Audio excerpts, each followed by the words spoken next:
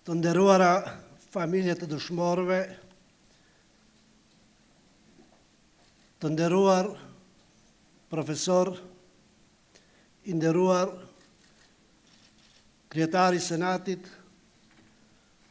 të nderuar deputet, ministra, i dashur komandant Ali, i nderuar general, i nderuar reis, i dashur Daj, kryetar i shoqatës së veteranëve, të nderuar qytetarë. Kam nderin që përshëndes të gjithëve në këtë akademi solemne në emër të qeverisë së Republikës së Maqedonisë së Veriut dhe në emrin tim personal. Është kënaqësi e vërtet që në këtë ditë kaq të madhe dhe të rëndësishme për gjithë mësuesit të mund të drejtohem këtu në këtë tempull të diturisë para një auditori kaq të veçantë në Universitetin Shtetëror të Tetovës. Gjua jonë shqipe është e bukur dhe e pasur, por përsëri fjalët nuk mjaftojnë për të shprehur falënderimin tonë të madh për misionin fisnik që mësuesit tonë e kryejnë. Sot është dita e mësuesit dhe dita kur është hapur mësimtorja e parë në gjuhën shqipe në Korçë dhe të gjithë ne shprehim nderimet tona për punën dhe kontributin e shtrenjtë që i japim për ardhmërinë e kombit. Unë sot ditën e fillova në shkollën fillore Forina, në Forinën time, sepse nuk ka ndjenjë më të bukur sa të shpreh mirënjohjen e parë të kësaj dite pikërisht aty ku e kam filluar edhe vetë rrugtimin tim personal të ndërtimit intelektual, aty ku u vënë themelet e sigurta të vetbesimit tim, kuptimit të vlerave të drejta dhe synimit për të arritur sukseset që e përfaqësojnë realizimin e vizioneve që dikur mund të jenë dukur të pabesueshme.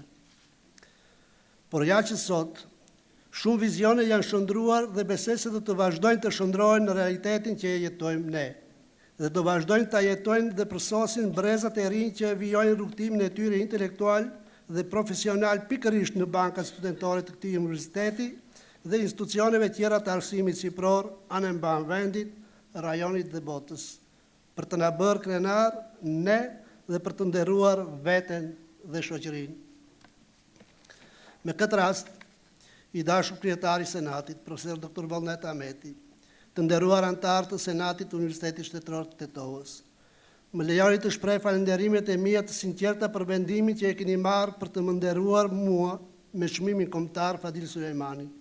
për postin e kryeministit të parë shqiptar që më është besuar dhe unë, krahas falënderimit, dua t'ju siguroj edhe në një gjë. Unë do të vazhdoj të punoj ashtu siç edhe kam punuar dhe kryej çdo detyrë që më është besuar deri më tani, me profesionalizëm të lartë, me përkushtim, pa rezervë dhe gjithnjë duke u bazuar dhe mbështetur në Kushtetutën, ligjet dhe të drejtat dhe obligimet e pranuara universale për çdo një qenie njerëzore. Jam këtu për çdo një individ të cilës çdo përkatësi etnike, fetare apo kulturore, sociale, gjinore dhe të marginalizuar, sepse besoj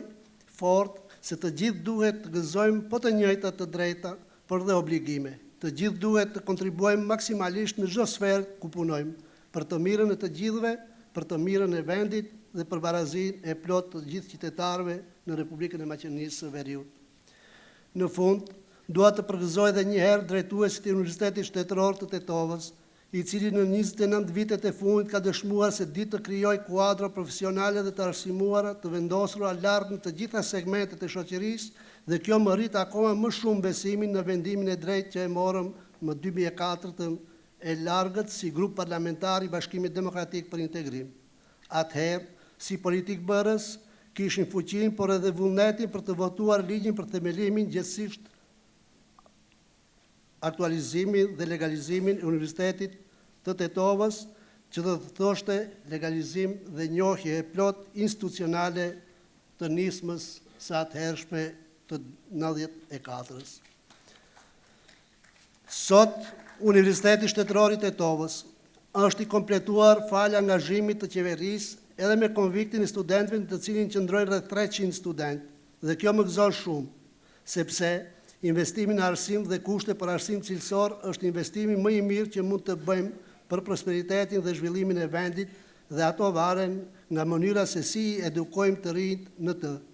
Unë jam i bindur se suksesi i tyre do të jetë shpërblimi më i madh për të gjithë ne,